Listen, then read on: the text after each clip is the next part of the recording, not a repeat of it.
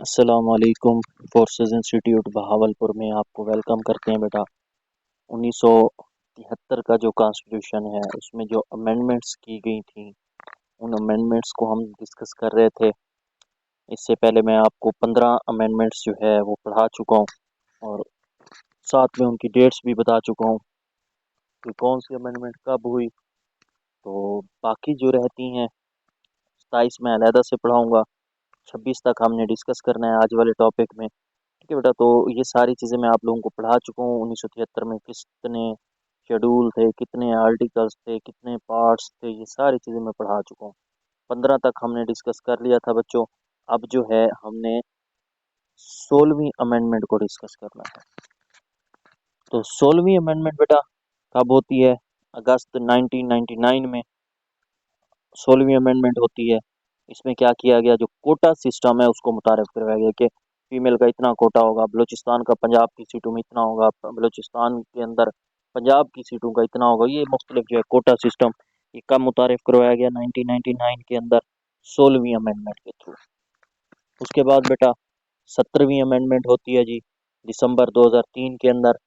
इसमें क्या किया गया? 58(2) इसको अगेन जो है वो शामिल कर दिया गया कॉन्स्टिट्यूशन के अंदर, ताकि मुशर्रफ जो है वो प्रोटेक्शन हासिल कर सके, मतलब जिसको चाहे निकाल दे, जिसको चाहे रख ले। तो इसलिए मुशर्रफ साहब ने 17वीं अमेंडमेंट जो है वो की थी दिसंबर 2003 के अंदर। उसके बाद बेटा 18वीं अमेंडमेंट। 18वीं अमेंडमेंट मोस्ट इम्पॉर्टेंट है, क्योंकि इसको मिनी कॉन्स्टिट्यूशन भी कहते हैं। मतलब 1973 का जो कॉन्स्टिट्यूशन है उसमें बहुत सी चेंजेस कर दी गई 18वीं अमेंडमेंट के through. Also called mini constitution बेटा। 102 आर्टिकल्स हैं वर अमेंडेड, मतलब 102 आर्टिकल्स 18वीं अमेंडमेंट के थ्रू 1973 के कॉन्स्टिट्यूशन में शामिल किए गए। अकॉर्डिंग टू दिस अमेंडमेंट, तो इस अमेंडमेंट के थ्रू 102 आर्टिकल्स वो कहता है अमेंड किए गए। 27 मेंबर्स थे हेडेड बाई रजा रबानी, जिन्होंने ये 18वीं अमेंडमेंट की थी। तो 27 मेंबर थे जिनको हेड कौन कर रहा था? रजा रबानी साहब। अब ये जो 18वीं अमेंडमेंट है बेटा, आठ, ये सारी डेट्स याद रखनी है, मोस्ट इम्पॉर्टेंट है। 8 अप्रैल को 2010 में नेशनल असम्बली पास करती है। 15 अप्रैल को सेनेट पास करती है और उससे 4 दिन बाद 19 अप्रैल को आसिफ अली जरदारी साहब उसको साइन कर देते हैं। 2010 का टाइम था, जरदारी साहब की हुकूमत थी, पीपी की हुकूमत थी। और decentralisation centralised of the powers to province, province को जो सूबे हैं उनको पावर दे दी गई बेटा। उनको जो है ना इंडिपेंडेंट कर दिया गया। या अभी भी रोले चलते रहते हैं कि 18वीं अमेंडमेंट से जो है ना सूबों का हक मारा जा रहा है, वो कहते हैं फेडरल का मारा जाए, तो मुख्तलिफ मसाइल चलते रहते हैं। NWFP जिसे खैबर पख्तूनख्वा आप कहते हैं, इसका नाम चेंज किया गया बेटा इसी 18वीं अमेंडमेंट के थ्रू। 2010 की बात है, 2010 में NWFP से इसको KPK कर दिया गया। बलूचिस्तान के स्पेलिंग ठीक किए गए, पहले BALU होता था, अब एल के बाद यू नहीं, एल के बाद ओ लिखेंगे भी बलूचिस्तान के साथ। तो बलूचिस्तान के जो स्पेलिंग है बेटा ये भी 18वीं अमेंडमेंट के थ्रू जो है आप कह सकते हैं चेंज किए गए 2010 में। और ये सारा काम 2010 में हो रहा है बेटा। उसके बाद 19 अमेंडमेंट आती है। 19वीं जो अमेंडमेंट है 2011 में आती है। इस्लामाबाद हाई कोर्ट जो है फॉर्मेशन, मतलब इस्लामाबाद हाई कोर्ट बनाई गई 19 अमेंडमेंट के थ्रू। जुडिशल कमीशन जो है वो बनाया गया 19 अमेंडमेंट के थ्रू। 9 मेंबर्स अपॉइंट जज के 9 मेंबर्स हैं जो जज को अपॉइंट करेंगे and chief justice select them, और चीफ जस्टिस जो है उन 9 मेंबर्स को क्या करेगा? सिलेक्ट करेगा। तो मतलब चेयरमैन जो है वो चीफ जस्टिस होगा और 9 मेंबर्स अपॉइंट जो है वो क्या करेंगे? जज अपॉइंट करेंगे। तो ये इस्लामाबाद हाई कोर्ट और जुडिशल कमीशन के बारे में जो अमेंडमेंट्स थी वो 19वीं अमेंडमेंट थी 2011 में जो होती है। उसके बाद बेटा 20वीं अमेंडमेंट जो कि 2012 में हुई। इसमें क्या किया गया?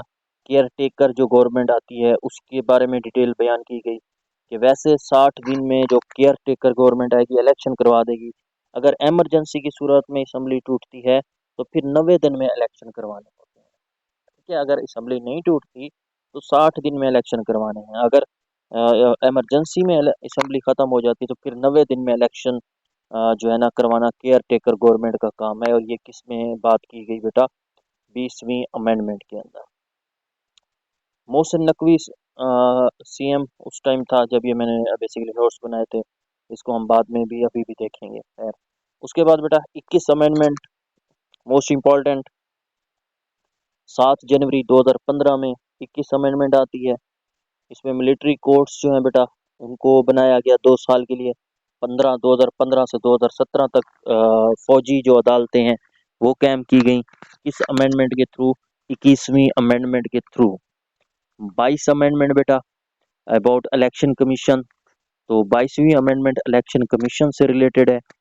जिन लोगों का असिस्टेंट इलेक्शन ऑफिसर का पेपर होना है वो ये लाजमी अमेंडमेंट 22वीं अमेंडमेंट याद रखेंगे, क्योंकि ये किसके बारे में? इलेक्शन कमीशन ऑफ पाकिस्तान के बारे में। अब जो उनके बेसिकली हेड हैं इलेक्शन कमीशन ऑफ पाकिस्तान के, वो सुल्तान सिकंदर राजा साहब हैं।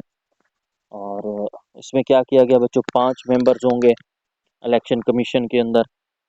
टीन्योर इनका 2.5 ईयर एंड एज जो है जहाँ पे उन्होंने रिटायर होना है वो 68 तक उनकी एज होनी चाहिए। ये सारा किस में बयान किया गया? 22वीं अमेंडमेंट के अंदर। उसके बाद बेटा 23rd अमेंडमेंट मोस्ट इम्पॉर्टेंट है। अच्छा, जो इम्पोर्टेंट है ना उनके साथ मैंने इम्पोर्टेंट लिखा हुआ भी है। 21 और 23 ये दोनों आर्मी से रिलेटेड है। 2017 में आती है 23rd amendment. 2 year extend military courts की, जो मिलिट्री कोर्ट्स बनी थी 2015 में बेटा, अब उनको 2017 से 2019 तक एक्सटेंड कर दिया गया। मतलब 2 साल की एक्सटेंशन मिल गई 23 अमेंडमेंट के थ्रू। मतलब कानून के अंदर ही अमेंडमेंट कर दी थी नून लीग ने। 24 अमेंडमेंट बेटा, 24 अमेंडमेंट में क्या होता है? 2017 में होती है 24 अमेंडमेंट भी। रीडिस्ट्रीब्यूशन ऑफ सीट्स, सीट्स जो है उनको रीडिस्ट्रीब्यूट किया गया। इसकी वजह से नेशनल असम्बली में 336 हो गई और फिर से 342 हो जाएंगी। मतलब पहले 336 हो गई थी जब ये रीडिस्ट्रीब्यूट किया गया था 24 अमेंडमेंट के थ्रू 2017 में। फिर जो है दोबारा से ये उसी तरीके से 342 हो गए। नेशनल असम्बली सीट्स की बात हो रही है, रीडिस्ट्रीब्यूशन ऑफ सीट बेटा। नेशनल असम्बली में टोटल सीट्स कितनी है? 342, 342। जनरल कितनी है इनमें? 272 है। वोमेन कोटा पे 60 और मिनॉरिटीज कोटा 10। तो इनको जमा करें तो 342 टोटल बनती है। जनरल 272 है, वोमेन 60 है और मिनॉरिटी कोटा 10 सीटें हैं।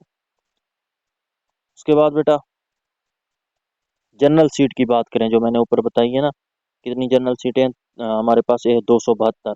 तो उनको डिवाइड किया गया जनरल सीटों को कि 148, 272 में से 148 तो पंजाब की हैं, 61 सिंध की हैं, 35 केपीके की हैं और 14 बलूचिस्तान की हैं, 12 फाटा की हैं और 2 इस्लामाबाद की हैं। तो ये सारी जो है इनको मिलाएं तो 272 बनते हैं, जो कि आप कह सकते हैं क्या है नेशनल असम्बली का जनरल सीटें हैं 272। उसके बाद बेटा 25 अमेंडमेंट आती है जी 25 मई 2018 में। इसमें क्या किया जाता है कि जो फाटा है उसको मर्ज कर दिया जाता है केपीके के अंदर। इस मोस्ट रिपीटेड सवाल है, बार बार आता है कि फाटा को मर्ज केपीके में किस अमेंडमेंट के थ्रू और कब किया गया? 25 अमेंडमेंट थी बेटा। और उसके साथ साथ क्या था? 25 मई भी थी 2018 साल था। उसके बाद बेटा 26 अमेंडमेंट 2019 में होती है। अगेन जो है वो रीडिस्ट्रीब्यूशन ऑफ सीट्स जो हैं, सीट्स को जो है दोबारा रीडिस्ट्रीब्यूट किया गया 26 अमेंडमेंट के थ्रू। कि उससे पहले देखा जाए तो 24 अमेंडमेंट में हुआ, फिर उसके आखिर में आप कह सकते 26 अमेंडमेंट में हुआ। अब सीट्स में क्या है बेटा? इसमें ये है कि केपीके और पंजाब, इन सब सूबों को डिस्कस करना है। पंजाब में टोटल 371 सीटें हैं। जी से जनरल है, डब्ल्यू से वोमेन है, एम से मिनॉरिटीज है। जनरल 297 है जी, वोमेन की 66 है पंजाब के अंदर। और मेंस जो हैं आप कह सकते हैं उनकी कितनी, सॉरी मिनॉरिटीज कोटा जो है उनकी कितनी है? 8 है। ये सीटों की बात हो रही है प्रोविंस के ऊपर, मतलब सूबाई असेंबली में। केपी के 124 सीटें हैं बेटा। फाटा जब मर्ज हुआ तो अब 145 हो गई हैं, पहले 124 थी अब 145 हो गई, क्योंकि फाटा को मर्ज कर दिया गया बेसिकली केपीके के अंदर 25 अमेंडमेंट के थ्रू। जनरल 115 हैं, वोमेन 26 हैं बेटा और मिनॉरिटीज 4 है। फिर सिंध की बात करें तो 168 168 सीटें हैं। 130 जो है बेटा वो जनरल हैं, 29 वोमेन कोटा पे हैं और 9 जो है वो मिनॉरिटीज कोटा पे हैं। तो ये सिंध की तकसीम हो गई। बलूचिस्तान में टोटल 65 सीटें हैं बेटा, 51 जनरल हैं, वोमेन 11 हैं और मिनॉरिटीज जो है 3 सीटें हैं। उसके बाद बेटा आज़ाद जम्मू कश्मीर 53 सीटें हैं, जनरल 45 हैं, वोमेन 5 हैं और आपके पास क्रेट्स जो हैं टेक्नोक्रेट्स जो हैं उनकी कितनी हैं, 3 सीटें हैं। जीबी में 33 सीटें हैं बेटा, 24 जो है वो जनरल है, 6 वोमेन कोटा पे हैं और टेक्नोक्रेट्स की कितनी सीटें हैं, 3 सीटें टेक्नोक्रेट्स की हैं बेटा। उसके बाद बेटा 2009 में GB empowerment and self government order and give provisional status. तो 2009 में क्या किया गया कि जो हमारे पास जीबी है गिलगित बल्तिस्तान उसको एक सूबाई जो है आप कह सकते हैं दर्जा दिया गया, एक सूबे के बराबर आर्जी तौर पर दर्जा दिया गया 2009 के अंदर बेटा।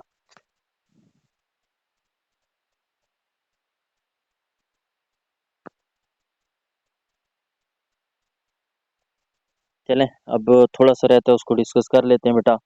सेनेट है, सेनेट ऑफ पाकिस्तान 1973 में बनी थी। 45 मेंबर्स थे जब सेनेट पहले पहले बनी थी इब्तदा में। नो इट्स मेंबर, अब इसके मेंबर्स कितने बेटा, हंड्रेड्स हो चुके हैं, हंड्रेड्स मेंबर्स हैं।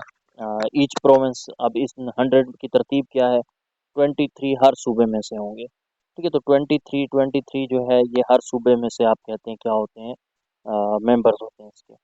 फेडरल में 4 हैं बेटा, ठीक है, और उन 4 में 2 जनरल हैं, एक वोमेन की है, एक टेक्नोक्रेट की है। इसके अलावा सूबों के अंदर बात करें तो सबके अंदर 23 सीटें हैं। तो जनरल 14 हैं, वोमेन की 4 हैं, मिनॉरिटीज़ की 1 है और टेक्नोक्रेट्स की 4 सीटें हैं। इलेक्शन आफ्टर 3 ईयर, जो सेनेट में इलेक्शन है बेटा वो 3 ईयर के बाद बेसिकली होते हैं, लेकिन जो सेनेट का हमारे पास आप कह सकते हैं टीन्योर है वो 6 साल तक होता है। एज मिनिमम एज 30 साल तक होनी चाहिए 1973 के कानून के मुताबिक।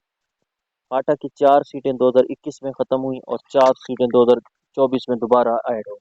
फिर सेनेट की सीट्स 96 हो जाएंगी 2024 में, अभी 100 है। ठीक है, तो 2024 से ये 96 सीटें जो है चल रही हैं नेशनल असेंबली की।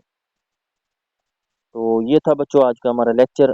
नेक्स्ट लेक्चर में हम इंशाल्लाह जो most most most important articles है 1973 के, जो पीपीएससी अब तक पूछ चुका है या आगे पूछेगा, या जो आप कह सकते हैं बहुत अहम टॉपिक्स जो हैं, आर्टिकल्स जो हैं, तो अहम अहम आर्टिकल्स 1973 के कॉन्स्टिट्यूशन के हम इंशाल्लाह नेक्स्ट लेक्चर में डिस्कस करेंगे।